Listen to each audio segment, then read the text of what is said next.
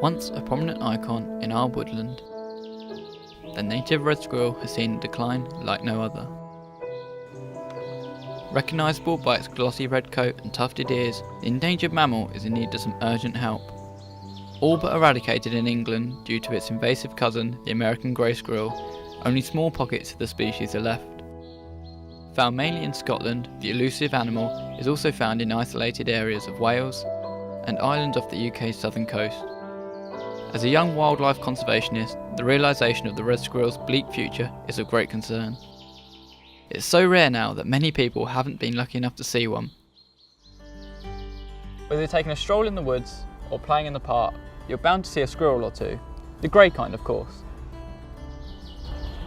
The introduction of the species from North America in the 1860s caused destruction and devastation to the British woodland. Initially brought over as fashionable additions to estates and manor houses, they soon bred relentlessly and spread across Britain.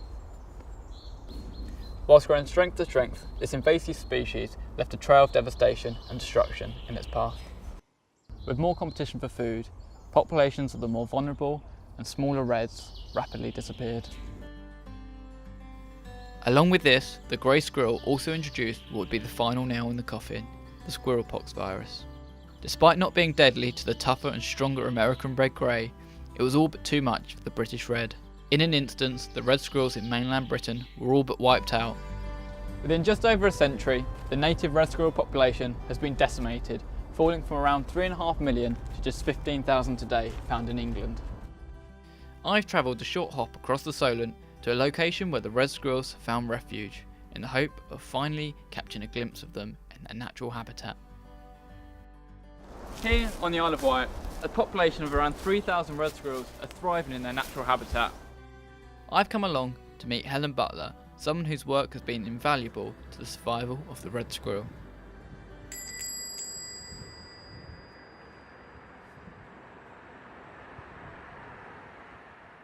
White Squirrel Project just focuses on the science, which means we have sick, injured baby squirrels that we look after and rear. I've been doing post-mortems, so that's given us an awful lot of information. And also the most important thing of all is monitoring, so that we know what's going on and where it's going on. And that helps us conserve the red squirrel on the Isle of Wight. Why are red squirrel numbers so low in the UK? Well, in 1876, a Mr Brocklehurst up at Henbury Park in Cheshire thought, like a lot of Victorian landowners did, oh, I'll have something different. And he brought in the American grey squirrel. 30 other big landowners right around the country did the same thing, and that was the nail in the coffin for our poor reds. If I was going to go out to film some red squirrels, where's the best location to find them? It's not that easy. Some of the tourist places like the Garlic Farm, Shanklin Chine, Ralston Gardens, Fort Victoria, Osborne House even, they've all got red squirrels, so there's a reasonable chance that you could see one. Just going out into the woods isn't that wonderful. Okay, is it be patient, sit and wait rather Ever than... so patient and get up early. If they forage during dusk and dawn, is it mainly? Yes, that's their main foraging times, yeah. Following Helen's advice, I've got up at dawn, giving me the best chance to catch a glimpse of these elusive animals. I've come along to Parkhurst Forest to see if I can finally catch a glimpse of these elusive squirrels.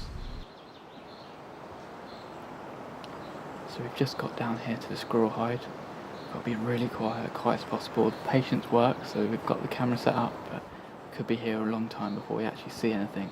So fingers crossed we can get our first red squirrel.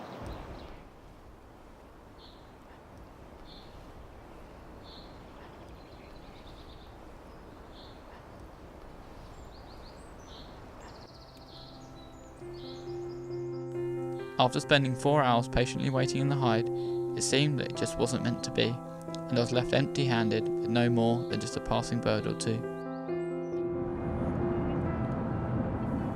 With enough light still left in the day, stocked up on plenty of nuts, my journey takes me south to a small reserve outside Newport, where I've been told I'm guaranteed at least a sighting, something I've been longing to achieve. I've travelled south of the island to Alveston Mead Nature Reserve to finally try and catch a glimpse of these elusive red squirrels. It's a great location to find them, and I'm hoping there's going to be a couple here just round the corner.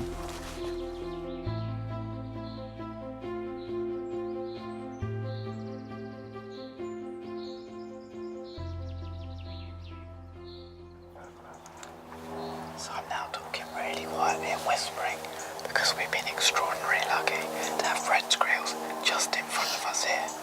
We've put a few nuts out and it's worked a treat. The squirrels are coming in. Just as now, there's a red squirrel just there.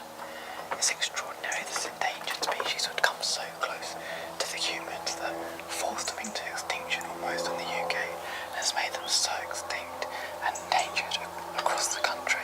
The small population that are here at Alveston and in the Isle of Wight are thriving, and it's just incredible to see them like this and so close, to see their behaviour and learn so much from them, and just getting this footage is extraordinary.